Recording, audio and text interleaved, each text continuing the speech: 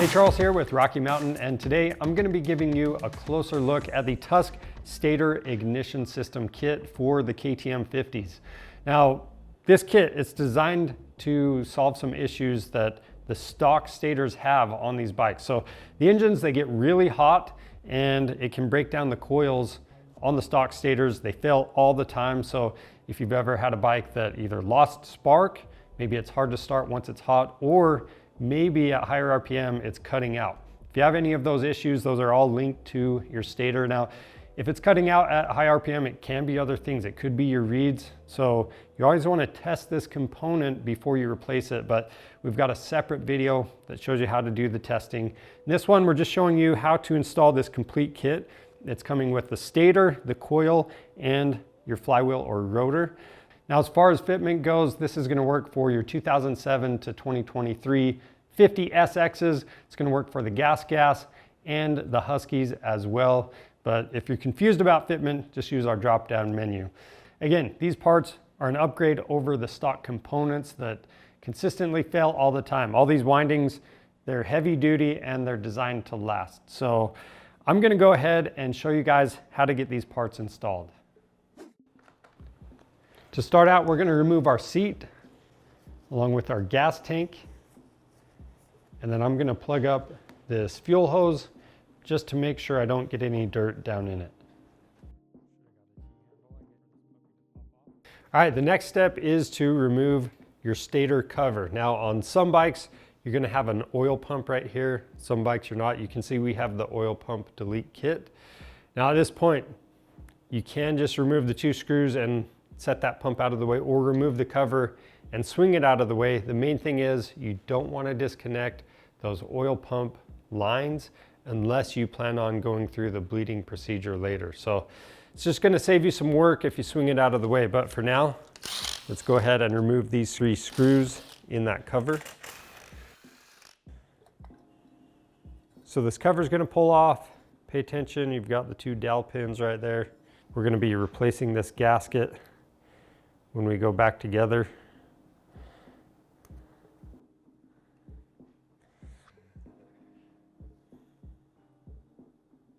After that, we've got a snap ring we're going to remove.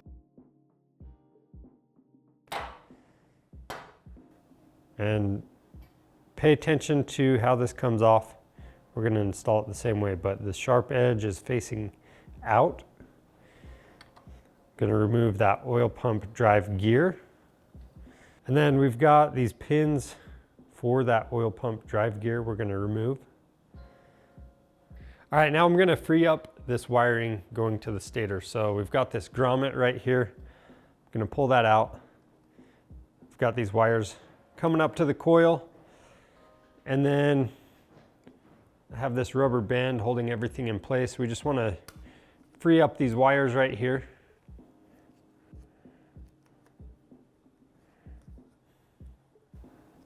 So disconnect that bullet connector.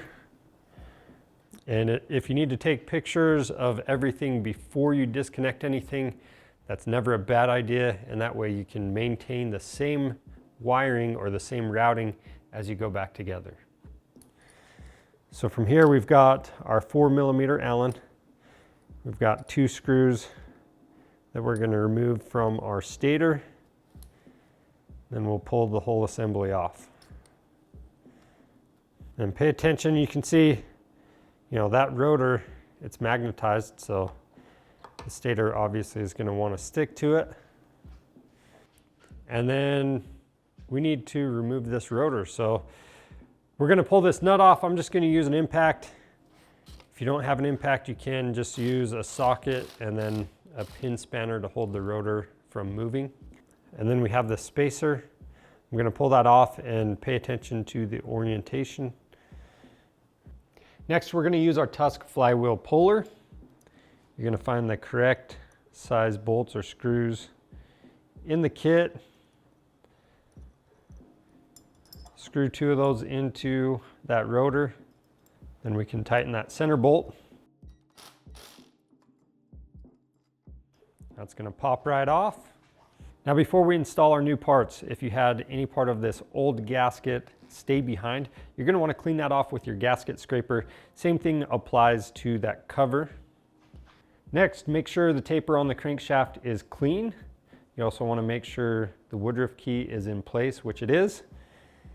And you also want to make sure the taper inside this new rotor is clean. You can spray this off with a little contact cleaner if you want, just to make sure. And then you're going to line up that groove for the woodruff key with the key itself. Slide this on. And if you're not lined up, it's not going to slide all the way into place. So there we have it. Now on some bikes you're just going to have the washer and nut, but for us we have this spacer.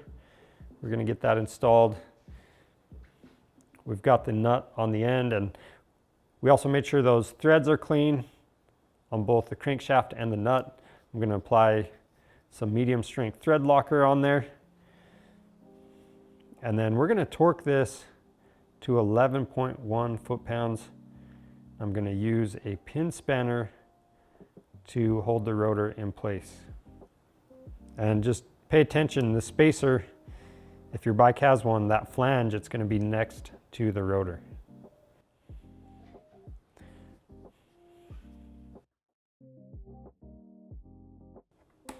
All right, now for the new stator.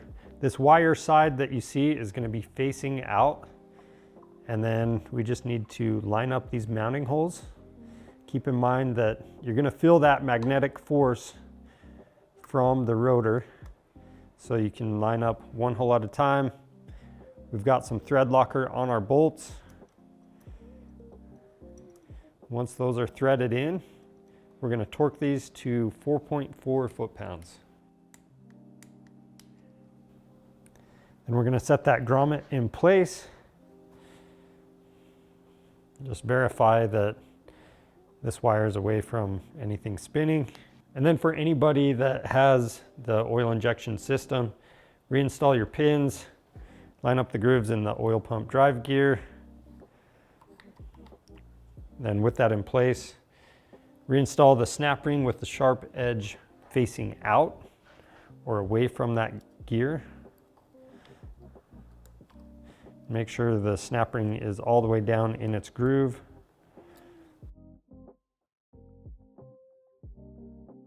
Tuck those wires up out of the way and then reinstall our cover.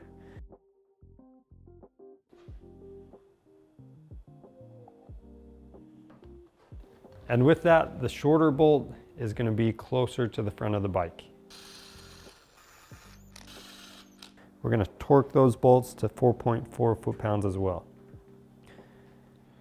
All right, now for the coil, to get that replaced, we need to free up some wires. So we need to cut the zip ties for the wires on the hour meter.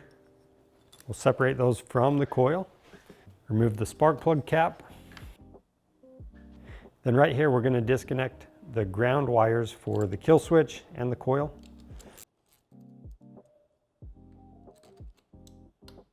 And then to remove the coil, we've got two bolts holding it in place. I'm going to use an 8mm combo to remove those. Then we can go ahead and remove the coil. Then to install the coil, we're just going to reverse those steps. We're using some thread locker on these bolts, and we'll tighten them to 3 foot-pounds. The key here is to not over tighten them. This is a plastic housing.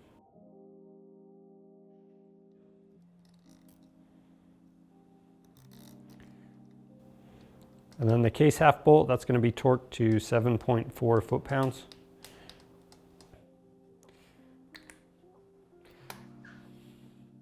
Then we're going to plug into our coil. We also have this bullet connector. Make sure that's all the way clipped in, and then we can tidy up the wiring.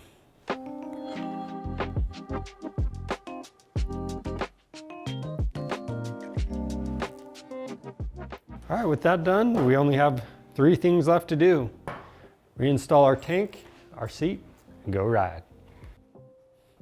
Now, if you did happen to remove your oil lines from the oil pump, At this point, you're gonna wanna unbolt the oil pump and then pull the oil line from the carb. And with everything else hooked up, you're gonna turn the pump counterclockwise until oil flows out of the line with no bubbles. All right, so there you have it. We've got our faulty components out and we're ready to go ride. Now, if you have any questions about the install process, leave those down in the comments. And if you need to pick up an ignition kit for your bike, we have those available on our website. Just click the link in the description below. Orders over $75 ship free.